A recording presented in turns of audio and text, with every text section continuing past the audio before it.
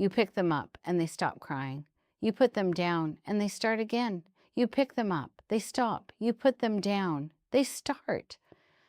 And somewhere around the fourth or fifth time, you start to wonder if your baby has made a decision about you. The answer, the real scientific answer, is stranger and more beautiful than you think. If this is your first time here, welcome to First Mom Guide. Every week, we break down the real science behind your newborn's behavior so you understand your baby a little better and trust yourself a little more. Hit subscribe so you never miss a video. Now let's get into it. Your baby is not manipulating you. Your baby is surviving. To understand why your baby cries the second you put them down, you have to go back roughly 2 million years. Back to a world without cribs, without bassinets, without safe sleep surfaces. A world where the only safe place for a human infant was on a human body, because on the ground, in the dark, a baby left alone. Was a baby in danger? Predators moved at night. The cold could kill a newborn in hours. And a baby who stayed quiet when put down was a baby who did not survive long enough to become your ancestor. The babies who cried loudly immediately when separated from a caregiver were the babies who got picked back up, who stayed warm, who stayed safe, who lived. Over 2 million years, that cry became one of the most finely tuned survival signals in the animal kingdom. Your baby is not being dramatic. Your baby is running the most successful program in the history of human survival. Dr. Darcia Narvaez, professor of psychology at the University of Notre Dame and one of the leading researchers on evolved developmental niche, has spent decades studying what human infants are biologically designed to expect. Her research is clear. The human infant nervous system developed in an environment of near constant physical contact. Being held was not a comfort, it was the default. Being put down was the deviation. Being put down was the signal that something had gone wrong. This is why your baby's nervous system responds to being set down the way it does. It is not a preference. It is not a personality trait. It is a biological alarm system doing exactly what it was built to do. In 2013, a team led by pediatric researcher Nils Bergman published findings that changed the way neonatologists thought about newborn care. Using heart rate monitors and cortisol measurements, Bergman's team showed that when newborns were placed alone, even in a warm, safe environment, their autonomic nervous systems went into physiological stress. Heart rate became irregular. Cortisol levels rose significantly. Their bodies were responding to separation the same way a body responds to a threat.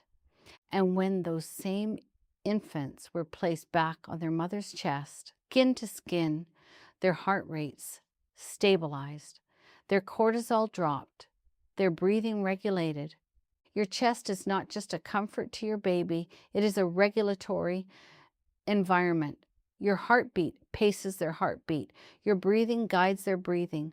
Your body temperature stabilizes their temperature. Your smell signals safety at a neurological level that no blanket or mattress can replicate. When you put your baby down, they are not missing you the way you might miss a person. They are losing a regulatory system, and they are doing the only thing they know how to do about it. They are calling you back. Now let's talk about sleep, because this is where most first-time mothers feel the most confused and the most exhausted. Your baby falls asleep in your arms. You wait. You slowly, carefully lower them toward the crib. And the second their body makes contact with the mattress, the eyes open, the face crumples, the cry begins. This has a name. Researchers call it the vestibular response. When a baby is held, the vestibular system, the system in the inner ear that tracks body position, is constantly receiving input. The sway of your arms, the rise and fall of your breathing. All of it tells the vestibular system that the body is supported, in motion, in contact. When you lay the baby down, all of that input stops simultaneously. The vestibular system registers this sudden absence as a free fall, and the body responds to free fall the way any body does, with alarm. This is not a flaw in your baby. This is exactly how the system is supposed to work. But here's the part that matters for tonight. When your arms are exhausted and you just need to put them down for 20 minutes. The goal is not to override your baby's biology. The goal is to work with it. Warmth matters. A cold mattress signals abandonment to the sensory system. Warming the sleep surface before the transfer reduces the contrast that wakes them. Motion matters. Continuing a gentle rocking motion for 60 seconds after you lay the baby down helps the vestibular system transition gradually. Smell matters. A shirt you have worn, placed near your baby, provides olfactory continuity that signals safety even in your absence. And the speed of the transfer matters more than anything.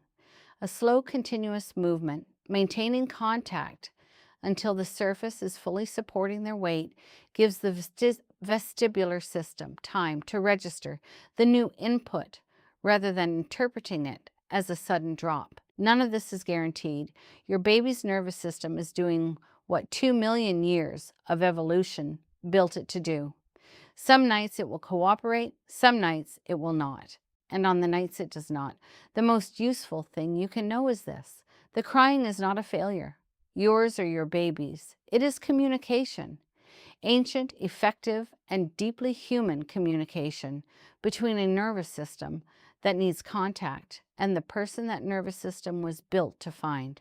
You pick them up and they stop crying. Of course they do. You are the regulatory environment their body has been looking for since the second you put them down. You are not being held hostage by a newborn. You are being needed by one. You put them down and they cry. And now you know exactly why.